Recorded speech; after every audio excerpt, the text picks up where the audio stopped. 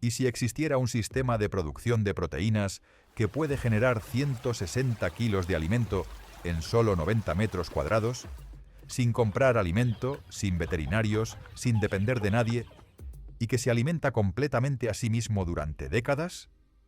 Un sistema tan eficiente que produce el doble de proteínas que la ganadería tradicional usando una décima parte del espacio, tan resiliente que ha sobrevivido intacto a través de 25 siglos, guerras, dinastías y colapsos civilizatorios, tan elegante que una vez instalado, tus bisnietos seguirán cosechando de él sin haber invertido un solo euro adicional. Existe. Ha alimentado a más humanos a lo largo de la historia que cualquier otro método en la Tierra. Se llama policultivo acuático de estanque. Y tu abuelo rural probablemente lo sabía. Tú, casi con certeza, no.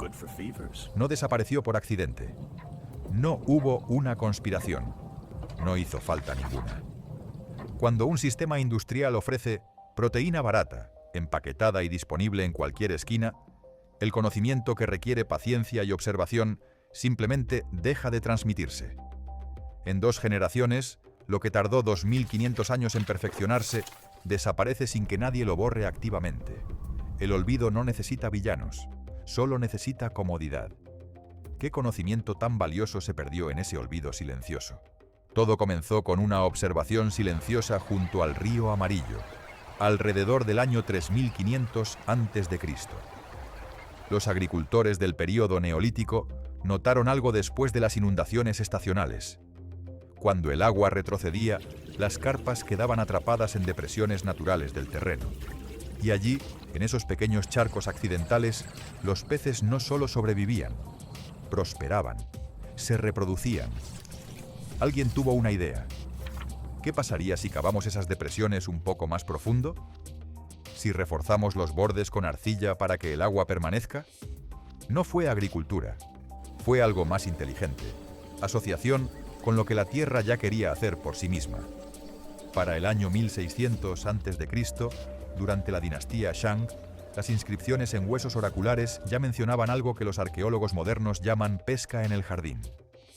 Estanques gestionados, integrados en las parcelas agrícolas familiares, como si fueran otro cultivo más. Pero había una división social fascinante. Los ricos mantenían estanques ornamentales con carpas koi doradas, símbolos de estatus y riqueza.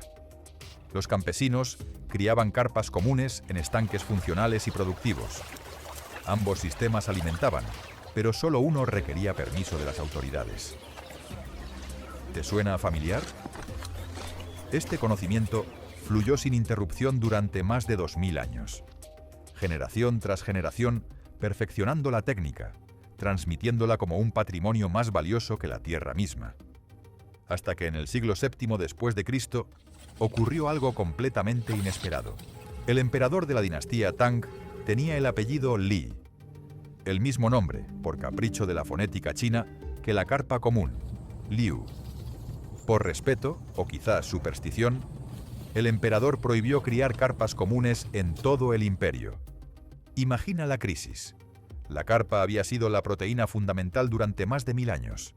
Millones de familias dependían de ella. Pero en lugar de morir de hambre, los agricultores hicieron algo extraordinario. Desarrollaron lo que hoy llamaríamos el protocolo de nicho ecológico múltiple. Comenzaron a criar varias especies en el mismo estanque, cada una ocupando un nivel diferente del ecosistema acuático. Carpas de barro alimentándose de sedimentos en el fondo. Carpas plateadas filtrando algas en la columna de agua media. Carpas herbívoras consumiendo plantas flotantes en la superficie. Carpas cabezonas cazando zooplancton invisible. Cero competencia, cero desperdicio. Un ecosistema vivo tridimensional más productivo que cualquier monocultivo anterior. Una política imperial accidental acababa de crear el primer sistema de policultivo verdadero del mundo. Y aquí es donde la historia se pone realmente interesante. Para el siglo XIII, cuando viajeros europeos como Marco Polo documentaban las maravillas de China, los estanques aldeanos ya eran tan comunes que los describían como una característica distintiva del paisaje chino. Algunos de esos estanques tenían siglos de antigüedad. Seguían produciendo miles de kilos de proteína cada año y nadie añadía alimento externo. Los estanques se alimentaban completamente a sí mismos. Ese ecosistema de circuito cerrado, el que un piscicultor llamado Fan Li documentó meticulosamente en su tratado Yang Yu Jing en el año 475 a.C., nunca cruzó los océanos de manera significativa. Cuando los colonos europeos llegaron a América, trajeron ganado, cerdos, pollos, animales que requerían alimentación constante, cercas, mano de obra intensiva. La idea de un estanque comestible que se gestionaba solo les parecía primitiva. Demasiado simple para ser efectiva. Pero no era primitivo. Era ingeniería biológica elegante, que había perfeccionado 2500 años de observación paciente. Y en el siglo XX, la urbanización masiva hizo el resto. En una sola generación, cientos de millones de personas migraron del campo a la ciudad en toda Hispanoamérica, en España, en el mundo entero. El conocimiento que se transmitía de abuelo a nieto, junto al estanque familiar, simplemente dejó de transmitirse, no porque fuera inferior, sino porque el supermercado estaba más cerca que el conocimiento. El saber no fue destruido, fue abandonado. Y hay una diferencia crucial. Lo que fue abandonado puede ser recuperado. Pero en la década de 1960, algo despertó brevemente. Durante las primeras preocupaciones serias sobre seguridad alimentaria global, algunos investigadores de la Universidad de Auburn, en Alabama, recordaron los antiguos métodos chinos. El equipo liderado por Hatch. S. Swingle construyó estanques de prueba, algunos de apenas 90 metros cuadrados, el tamaño de un apartamento modesto, y los poblaron con especies locales usando técnicas de policultivo. Los resultados fueron tan contundentes que deberían haber revolucionado la producción de alimentos en el mundo occidental. Documentaron rendimientos de hasta 160 kilos de pescado en estanques de solo 90 metros cuadrados con fertilización básica. Para que lo entiendas, un cuarto de hectárea de pastizal para ganado produce unos 90 kilos de carne de res al año y requiere alimentación constante, antibióticos, atención veterinaria e infraestructura costosa. Esos diminutos estanques producían casi el doble de proteínas, usando una décima parte del espacio con prácticamente cero insumos externos. Los estudios fueron publicados en revistas científicas. Fueron citados por un puñado de entusiastas de la permacultura. Y luego el impulso se detuvo.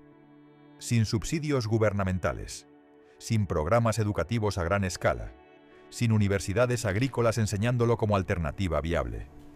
Porque cuando la proteína industrial es barata y abundante, ningún sistema económico tiene incentivo para enseñarte a producir la tuya propia. No es malicia, es simplemente la lógica del mercado aplicada al conocimiento. Pero el conocimiento sobrevivió de la misma forma en que sobrevivió a la Revolución Cultural China, a la caída de Roma, a todas las crisis civilizatorias. Porque una vez que entiendes la biología fundamental, el ecosistema se construye solo. Y ahora voy a mostrarte exactamente cómo funciona. Presta atención porque esto cambia absolutamente todo lo que creías saber sobre producción de alimentos. El estanque no es solo peces nadando en agua. Es un sistema vivo de 4 componentes interdependientes que se gestionan mutuamente sin tu intervención. Primer componente. Los patos. Los gestores biológicos del sistema. En el policultivo tradicional chino, las aves acuáticas siempre estaban integradas. No eran ganado decorativo. Eran los ingenieros del ecosistema. Cuando los patos nadan, revuelven constantemente los sedimentos del fondo, liberando nutrientes atrapados hacia la columna de agua. Cuando defecan, y lo hacen todo el tiempo, están inyectando nitrógeno directamente al sistema. Ese nitrógeno alimenta las algas. Las algas alimentan al zooplancton. El zooplancton alimenta a los peces pequeños. Los peces pequeños alimentan a los más grandes.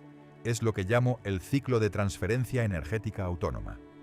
Y los patos no solo gestionan el estanque, también te alimentan directamente.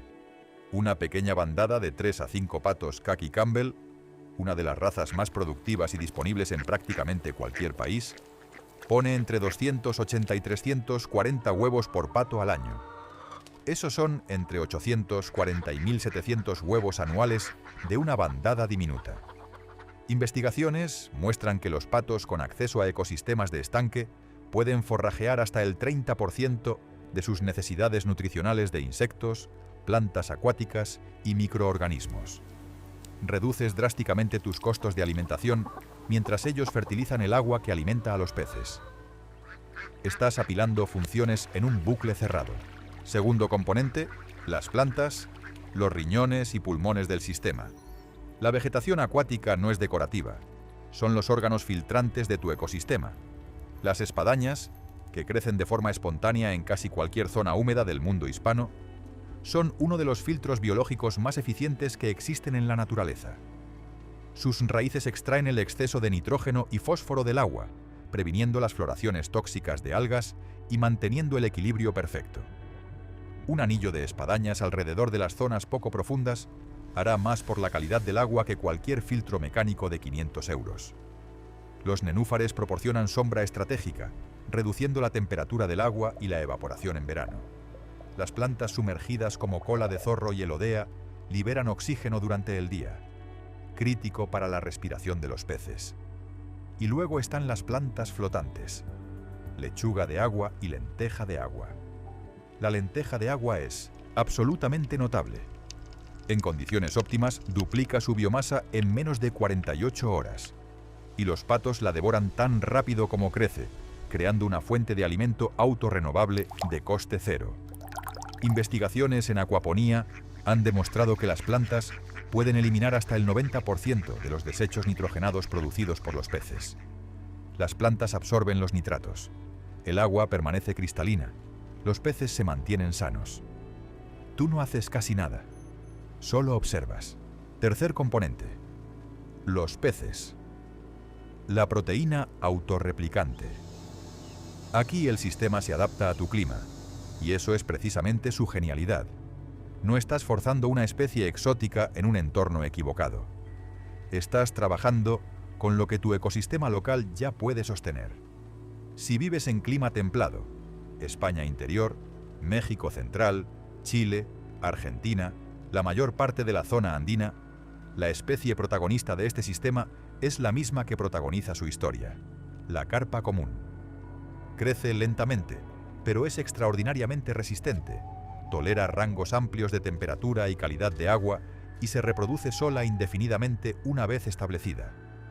En un estanque bien gestionado, alcanza entre 1 y 2 kilos en su segundo año.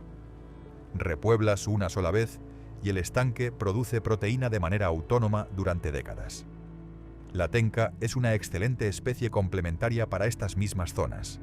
Fondo del estanque, mínimo mantenimiento, sabor excelente. Si vives en clima tropical o subtropical, costas de México, Centroamérica, Colombia, Venezuela, zonas bajas de Perú y Ecuador, Caribe, la tilapia y la cachama son tus aliadas naturales. La tilapia en condiciones óptimas puede alcanzar medio kilo en apenas 5 o 6 meses. Un estanque pequeño con 50 alevines puede producir entre 18 y 22 kilos de pescado cosechable en una sola temporada. La cachama, menos conocida fuera de Sudamérica, es igualmente productiva y tiene la ventaja adicional de consumir frutas y vegetales caídos al agua, integrándose perfectamente en sistemas agroforestales. Una nota importante sobre regulaciones. Las normativas varían por país, estado y municipio. La tilapia está restringida en algunas zonas por su potencial invasivo en ecosistemas naturales. La carpa tiene sus propias regulaciones en ciertos países europeos. Antes de comprar cualquier alevín, verifica la normativa de pesca de tu región. Lo que sí es universal es el conocimiento que estamos compartiendo hoy. Ese no requiere permiso de nadie. Cuarto componente: las bacterias beneficiosas. Los trabajadores invisibles. Estos microorganismos convierten el amoníaco de los desechos de los peces en nitritos, luego en nitratos que las plantas absorben. Este ciclo del nitrógeno es la columna vertebral invisible de todo el sistema. Una vez que se establece, se equilibra completamente solo. No estás gestionando una granja, estás administrando un organismo vivo que se autocorrige. Ahora, déjame ser brutalmente específico sobrecostes y construcción, porque aquí es donde la mayoría de las guías te engañan con vaguedades. Para un sistema de proteínas a escala familiar completo, el coste total de instalación es de aproximadamente 350 a 550 euros, o su equivalente local, dependiendo de si cavas a mano o alquilas equipo. Desglosado: 130 a 270 euros para revestimiento de estanque EPDM de calidad, que dura entre 20 y 30 años. 18 a 45 euros para alevines. 27 a 55 euros para patitos. 45 a 90 euros para plantas y suministros menores. Compara eso con una década comprando proteína animal en el supermercado y la matemática habla por sí sola. Construcción paso a paso. El método de instalación ancestral adaptado. Paso 1. Ubicación estratégica. Necesitas un lugar con al menos 6 horas de luz solar diaria, pero no sol abrasador todo el día que sobrecaliente el agua. Elige el punto más bajo de tu propiedad donde el agua se acumule naturalmente después de lluvias. Si luchas contra los contornos naturales, pasarás la próxima década luchando contra erosión y drenaje. Paso 2. Excavación. Para una instalación familiar eficiente, aproximadamente 3 por 4 metros y medio, y entre 1,2 y 1,5 metros de profundidad en el centro. Puedes cavarlo a mano durante un fin de semana, o alquilar una mini excavadora por unos 150 euros y terminar en una tarde. Crea un estante poco profundo de unos 30 centímetros de profundidad y 60 a 90 centímetros de ancho alrededor de los bordes. Esta es tu zona de marisma donde las plantas echarán raíces. El centro profundo es donde los peces se refugiarán del calor o el frío. Paso 3. Sellado. Si tienes suelo arcilloso pesado, puedes sellar de la manera tradicional milenaria. Reviste con 15 centímetros de arcilla húmeda, compáctala pisándola y déjala curar. Este método ha funcionado durante 4000 años. Si tu suelo es arenoso o rocoso, usa revestimiento EPDM. Paso 4. Llenado. Si usas agua municipal clorada, déjala reposar una semana para que el cloro se evapore. Si usas agua de pozo o lluvia, puedes poblar inmediatamente. Paso 5. Introducción de vida por etapas. Crítico. Aquí es donde la mayoría fallan por impaciencia. Mes 0 a 1. Planta espadañas y lirios en estantes poco profundos. Añade plantas sumergidas en secciones profundas. Flota lechuga de agua o lenteja de agua en superficie. Deja reposar de 2 a 4 semanas. Las plantas necesitan echar raíces y las bacterias beneficiosas necesitan colonizar cada superficie del estanque. Mes 1 a 2. Añade tus patos.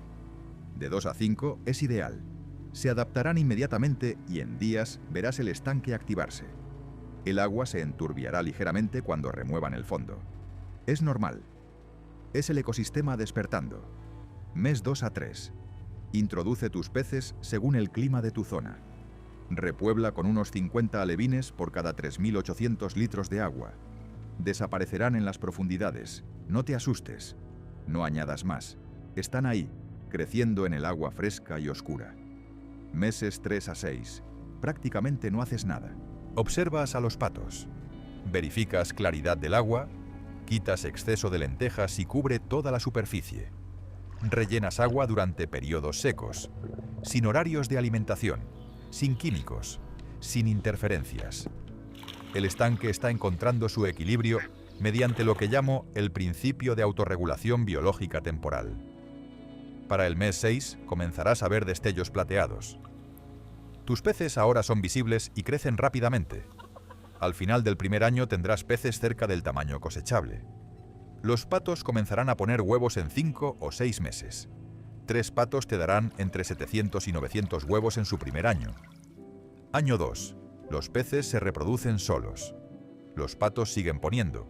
Las plantas siguen filtrando. Para el tercer año ya no estás gestionando un proyecto. Simplemente cosechas de un ecosistema vivo integrado en tu tierra. El desafío del invierno. La prueba definitiva del sistema. Si vives en clima donde los estanques se congelan, norte de España, zonas altas de México, cono sur en invierno, tus peces pueden sobrevivir bajo el hielo siempre que mantengas una pequeña abertura para intercambio de gases. Un simple deshielador de estanque de 35 euros mantendrá un agujero abierto todo el invierno. La carpa y la tenca entran en estado de letargo en agua fría y sobreviven bajo hielo durante meses, mediante lo que llamo el protocolo de hibernación metabólica. Es uno de los mecanismos biológicos más elegantes de la naturaleza, y precisamente por eso estas especies dominaron los estanques europeos y asiáticos durante siglos. La tilapia, sin embargo, no tolera agua por debajo de los 10 grados centígrados. En zonas con inviernos fríos, debe cosecharse antes de que bajen las temperaturas o trasladarse al interior. En climas tropicales, este problema simplemente no existe.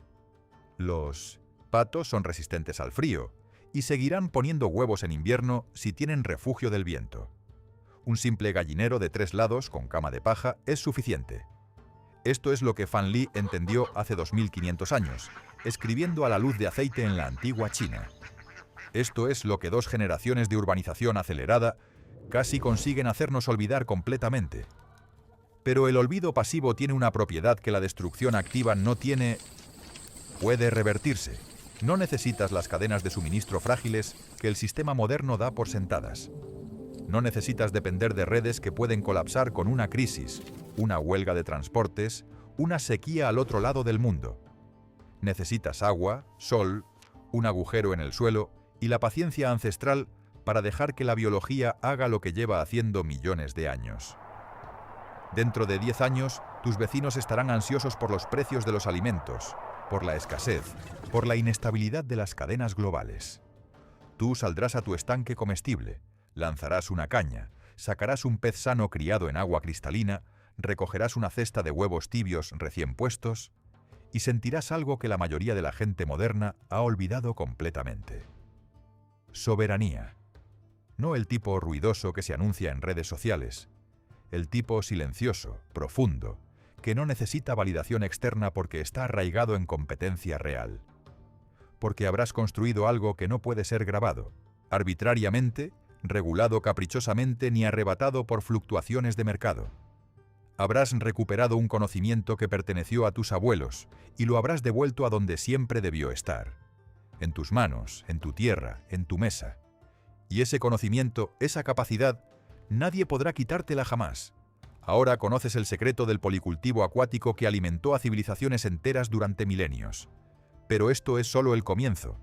Hay otros sistemas ancestrales de producción de alimentos que el mundo moderno dejó olvidar.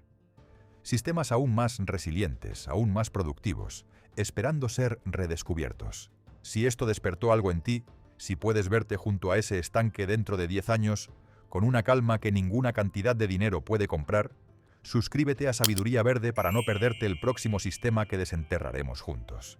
Comparte esto con alguien que esté listo para dejar de depender y empezar a construir soberanía. El conocimiento ancestral está aquí, preservado contra todo pronóstico. La elección es tuya. El estanque está esperando.